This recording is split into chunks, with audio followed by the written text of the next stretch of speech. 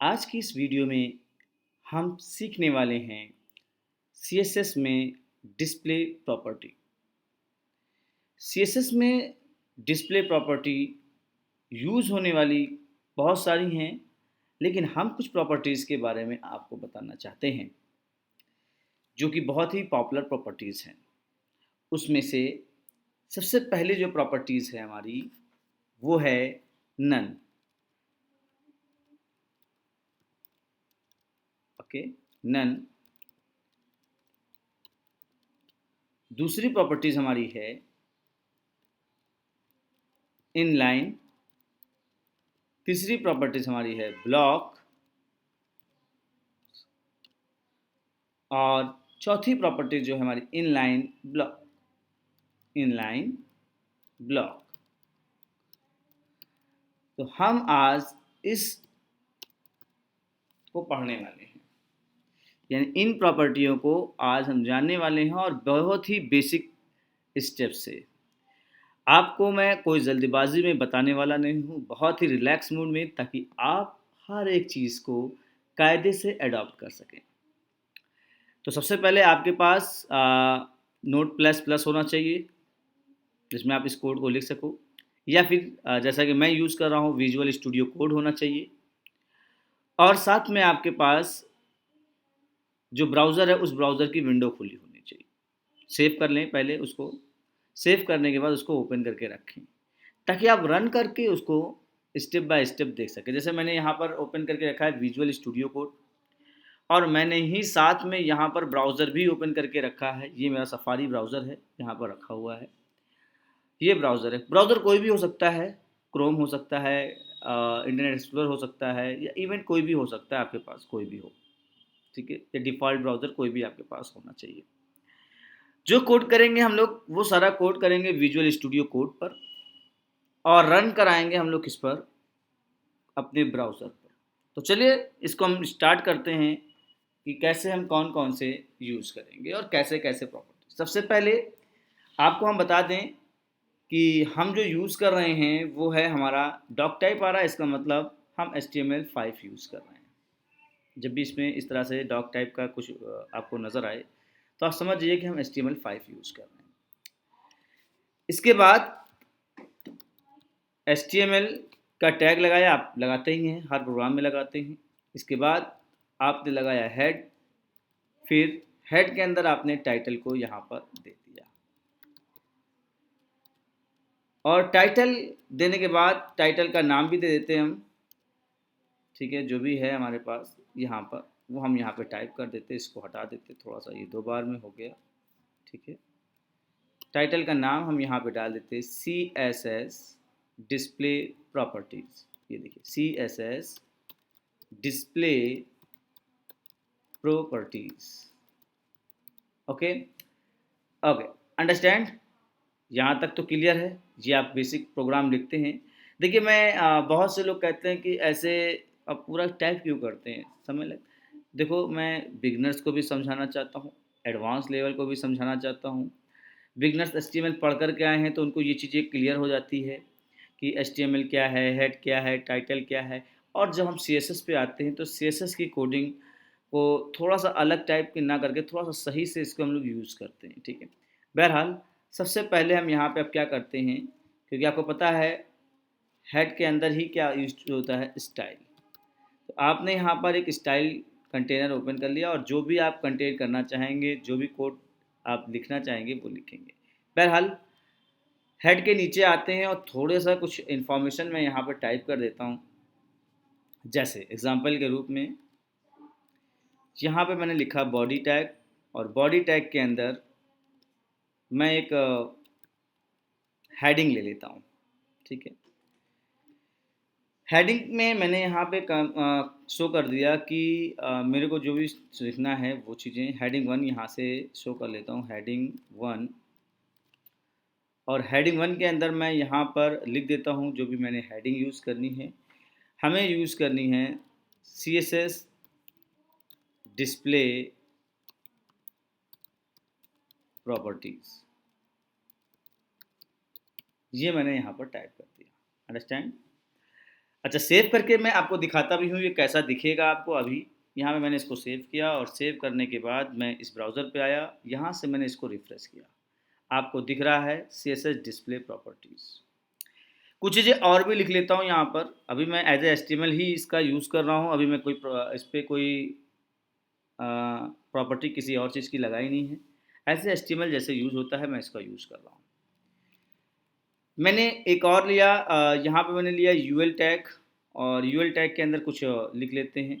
ठीक है, जैसे एलआई टैग के लिए लिस्ट टाइप का कुछ एलआई लिख करके मैंने लिख दिया आइटम 1। अंडरस्टैंड, समझ में आ रही बात। फिर इसी तरह से मैंने और भी चीज़ें इन्वॉल्व कर दी, एलआई लिख करके आइटम 2, आइटम 2। फिर इसके बाद कुछ और भी आइटम लिख लेते हैं, तकरीबन 4 आइटम लिख लेते हैं, एलआई आइटम 3। देखिए, आपको प्रॉपर्टी समझाने के लिए ये लिखना पड़ रहा है मेरे को। ठीक है, प्रॉपर्टी आपको अच्छे से पार्टिकुलरली क्लियर आपको समझ में आए, एक एक प्रॉपर्टी अच्छे से, तो थोड़ा समय लगेगा। कायदे से देखें, वीडियो को पूरा देखें, बिल्कुल भी स्किप मत करिएगा। ठीक है, आइटम 4, ये तो मैंने यूएल लिख लिया। अच्छा, यूएल क्लोज भी है, सारी चीज़ें क्लोज हैं। मैं एक बार इसको सेव करके आपको दिखाता हूँ, रिफ्रेश करता हूँ यहाँ से। आपको क्लियर हो रहा है, सारी चीज़ें दिखाई दे रही हैं। ओके, अब मैं आपको यहाँ पे बताने वाला हूँ, जो कि सबसे पहला मैंने आपको प्रॉपर्टी बताया, C S S display property जो पहली बताई मैंने, वो बताई आपको नन। तो नन प्रॉपर्टीज़ कैसे यूज़ करते हैं वो हम यहाँ पे देखते हैं। तो स्टाइल में आते हैं, और जैसे ही मैंने यहाँ पर देख भी लिया है, ठीक है, इंटर करते हैं।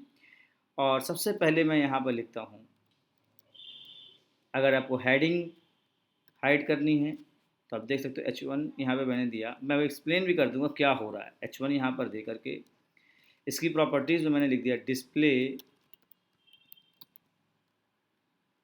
डिस्प्ले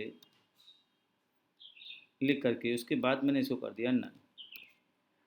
अब ये प्रॉपर्टी क्या करती है, आप अपनी आँखों से देखिए। मैं इसको सेव करता हूँ और रिफ़्रेश करता हूँ यहाँ से। जैसे ही मैंने रिफ़्रेश किया, आपको क्या नज़र आया कि जो हेडिंग आ रही थी वो हेडिंग क्या हो गई, हाइड हो गई। चलिए, ये तो मैंने इसके लिए किया। यही चीज़ मैं अगर यूएल के साथ कर दूं तो क्या होगा, यूएल मैंने लगाया, और लगाने के बाद फिर मैंने दिया डिस्प्ले, डिस्प्ले लिख करके मैंने यहाँ पर इसको भी कर दिया नन, और मैं इसको सेव कर लेता हूँ। अब आप देखिए यहाँ पर, अभी ये तो आइटम आ ही रहा है। जैसे ही मैं इसको रिफ्रेश करता हूँ, ये सारा आइटम हाइड हो गया। होता क्या है कि कुछ आइटम्स हम लोगों को हाइड करते हैं, कभी कभी जब हम लोग कर्सर को ओवरलैप करते हैं तो वो आइटम हमें दिखाई देने लगे, तो इसलिए हम लोग क्या करते हैं, कंटेंट को हाइड कर देते हैं। ठीक है, चलिए, तो आपको डिस्प्ले क्लियर हो गया। ठीक है, वेरी गुड, आपको ये चीज़ क्लियर हो गई, बहुत अच्छी बात है। अब हम आते हैं अगले जो हमारी प्रॉपर्टीज़ है उस प्रॉपर्टीज़ के बारे में डिस्कस करने के लिए। स्क्रीनशॉट आप ले सकते हैं, मैं थोड़ा देर रुक जाता हूँ, इसका स्क्रीनशॉट ले लीजिए। एक एक बना करके देखिएगा। जब आप बना करके देखेंगे तो आपको ज़्यादा अच्छा लगेगा और आपको समझ में बहुत अच्छी तरीके से आएगा। ओके, क्लियर, स्क्रीनशॉट ले लिया। अब चलते हैं, देखते हैं अगली प्रॉपर्टी के बारे में। अगली प्रॉपर्टी हमारी क्या है, सपोज दैट अगर हमें इनलाइन बनाना है। इनलाइन में क्या आता है, बहुत सारी चीज़ें आती है, जैसे एंकर टैग आ जाता है, ए आ जाता है, आईएमजी जिससे इमेज लगाते हो, है ना, ये सब किस में आ जाते हैं, इनलाइन में, मतलब एक ही लाइन में सारी चीज़ें। अभी आप जैसे यहाँ पे इस चीज़ को मैं हटा देता हूँ, ये यहाँ से, ये दोनों में से हटा देता हूँ, यहाँ से ये हटा ही देता हूँ मैं। जो स्टाइल मैंने यहाँ पे अप्लाई की है, इस स्टाइल को हटा ही देता हूँ। अंडरस्टैंड, ठीक है, मैंने स्टाइल यारी हटाई दी। अब मैं दूसरी स्टाइल आपको यहाँ पे बताने वाला हूँ। दूसरी स्टाइल जो है वो, यानी दूसरी प्रॉपर्टीज़ वो है, वो क्या है, दूसरी प्रॉपर्टीज़ हमारी है इनलाइन। अब इनलाइन प्रॉपर्टीज़ का यूज़ कैसे करेंगे? जैसे सपोज़ दैट आप यहाँ स्पेस को सेव कर लेते हो, सेव करने के बाद अब रिफ्रेश करके देखो तो जैसे शुरू में हमको पूरा डेटा दिखाई दे रहा था, वैसे हमारा डेटा यहाँ पर शो कर रहा है। अब ये डेटा हमारा जो शो कर रहा है, इस पे हमको क्या करना है, उसी तरीके से वर्क करना है कि ये पूरा जो आइटम 1, आइटम 2, आइटम 3, आइटम 4 ये जो लिस्ट ऐसे बनी हुई है, इसके बारे में मैं आपको थोड़ा डिटेल में बताता हूँ। तो देखिए मैं यहाँ पर पहले इसको एक बॉर्डर लगा लेता हूँ ताकि आपको बॉर्डर में क्लियर हो जाए। बॉर्डर लगाया यहाँ से, मैंने लिखा यूएल लिखने के बाद मैंने यहाँ पे लिखा बॉर्डर, और बॉर्डर में मैंने 2 पिक्सल्स बॉर्डर दे दिया मैंने, और सॉलिड कलर रेड दे देता हूँ, सॉलिड रेड। Okay, understand. अभी मैं इसको सेव करके देखता हूँ और ये क्या कैसा दिखाई देता है, ये देखिए। ये आपने यूएल पे लगाया है, ठीक है। जब आप इसको यूएल पे लगाए हो तो आपको यूएल की तरह दिखाई दे रहा है, यानी यूएल पे। अगर इसी चीज़ को एलआई पे भी लगाना चाहते हैं आप, तो आप यहाँ से एक एलआई के लिए भी ओपन कर लीजिए। एलआई के लिए भी यहाँ पे हम लोगों ने इसको ओपन कर लिया और मैंने लिखा बॉर्डर। इसके लिए भी मैंने लिखा 2px और सॉलिड ग्रीन, इसको मैंने ग्रीन दे दिया। इसको सेव कर लेते हैं और फिर इस पर भी हम रिफ्रेश कर देते हैं। तो आपको देख रहे होंगे 2 ब्लॉक बन गए। यूएल के लिए भी पूरा ब्लॉक बना हुआ है और एलआई के लिए भी पूरा ब्लॉक आपको नज़र आ रहा है। बहरहाल ये आपने जो दिया है, ये बॉर्डर दिया है, ठीक है। अब मैं ये चाहता हूँ कि ये इनलाइन हो जाए, एक ही लाइन में आए, डिस्प्ले हमको दिखता रहे, ऐसे नहीं तो ऐसे दिखता रहेगा। हम चाहते हैं ये एज एक लाइन में हमको सारा का सारा आइटम 1, आइटम 2, आइटम 3 दिखाई दे। तो आप क्या करिए ना, इसकी प्रॉपर्टीज़ में जा कर के और यहाँ पर आप लिख दीजिए डिस्प्ले इनलाइन। लिखने के बाद इसको आप सेव कर लीजिए। जैसे ही आप सेव करते हैं और उसके बाद दोबारा आप इसको रिफ्रेश करते हैं, तो आप देख सकते हैं सारा का सारा आइटम एक लाइन में आपका आ गया। क्लियर, ये आइटम्स आपके यहाँ पर आ गए। तो इनलाइन डिस्प्ले आपको समझ में आ गया, इनलाइन डिस्प्ले किस तरह से वर्क कर रहा है। Clear, okay. अगर आप चाहते हो कि ये बॉर्डर वाला इसको हटा दें तो यहाँ से इसको हटा दीजिए, कोई दिक्कत नहीं है, इसको आप हटा सकते हैं।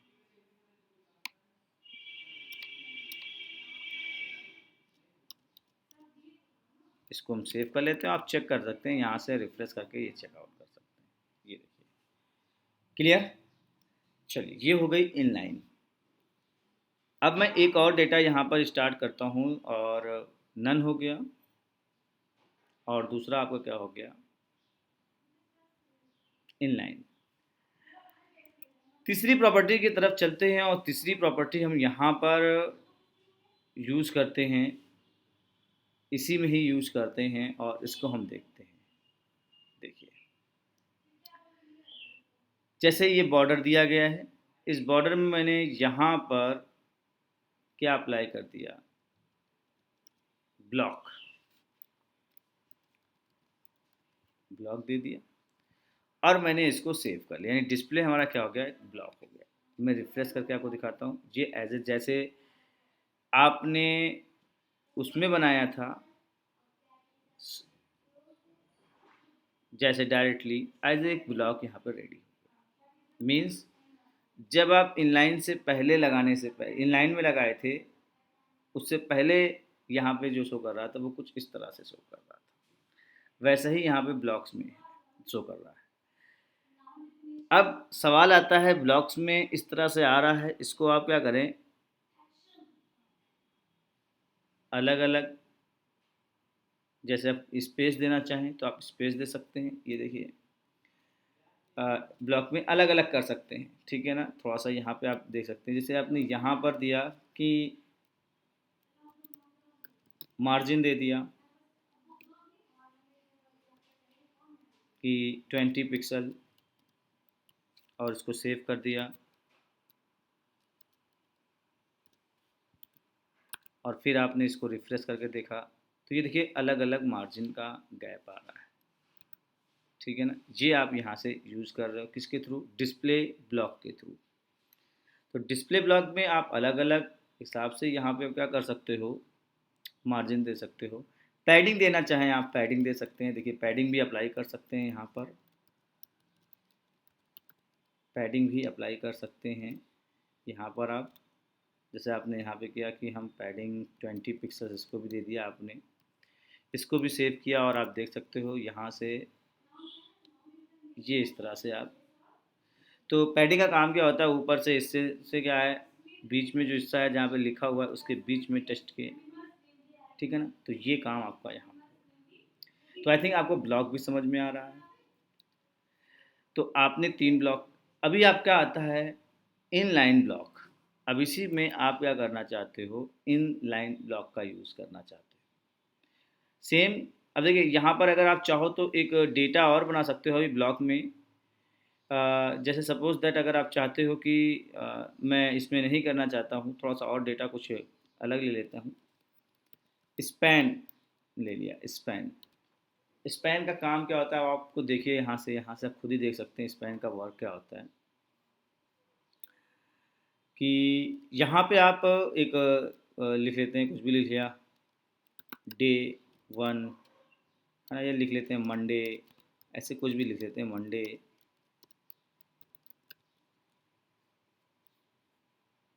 स्पैन 2, स्पैन में नेक्स्ट स्पैन लगा करके यहाँ पर लिख दिया ट्यूसडे, और फिर नेक्स्ट लगाया, और यहाँ पर हम लोगों ने दिया स्पैन वेडनेसडे। चलिए बहुत है इतना। अब इस पर मैं इसको देखता हूँ, यहाँ पर देखिए सेव करता हूँ इसको मैं, और जैसे ही मैंने सेव किया और यहाँ से मैंने इस पर रिफ्रेश किया, अब देखिए यहाँ पर देखिए इनलाइन की तरह ये भी कुछ आ रहा है स्पैन।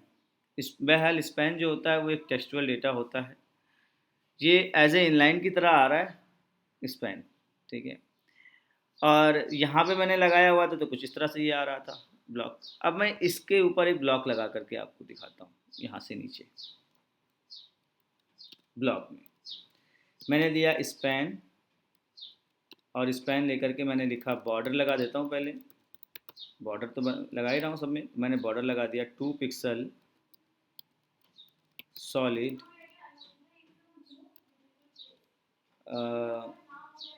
ऑरेंज। अब मैं इसको सेव कर लेता हूँ, मैं आपको पहले इस पर दिखाता हूँ रिफ्रेश करके।